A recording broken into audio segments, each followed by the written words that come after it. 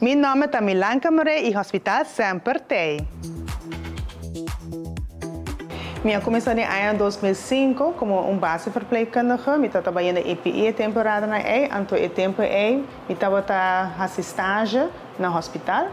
Meu último estágio estava na neurologia afdeling, tempo na eu estava na piso 3, eu estava B3. Anto depois de sair vacatura para entrar na emergência. Então, eu estava quase acabando e eu decidi solicitar na emergência. Eu solicitei na emergência, eu trabalhei na emergência como verpleegkundige. Então, agora é a oportunidade para mim vir verpleegkundige de emergência, SH verpleegkundige. O que eu inspirado me entrar na emergência é dinâmico, me passa de hopi coisa leuk, coisa spannend. Tem momentos não tristes, mas tem momentos não hopi leuk, como eu compartilho com meu colega. Bom, nós aqui com o expert e nós com o diálogo terminar.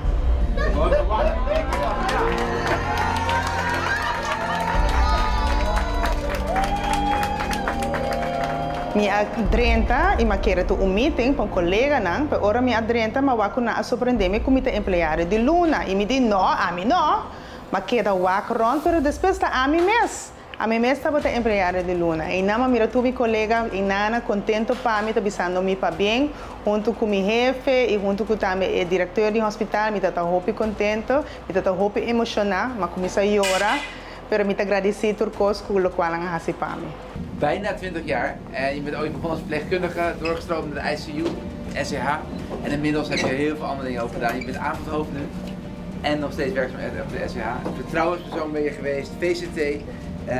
Ja, dus je hebt je enorm ingezet voor ons ziekenhuis, voor onze patiënten.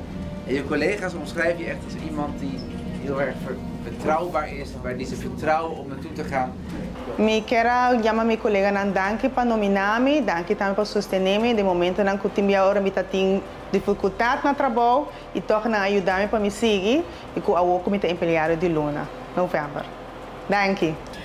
Milanka, que significa para mim é colega que sempre também werkend, sempre é ora como tem mistério para algo, para bespreker algo, hopelijk ou para qualquer coisa como mistério para pessoa sempre é A mim, como colega de Milanka, como avondhoofd, me sinto tranquilidade em sua presença e que essa é especial para nós, que sempre está para escutar nós.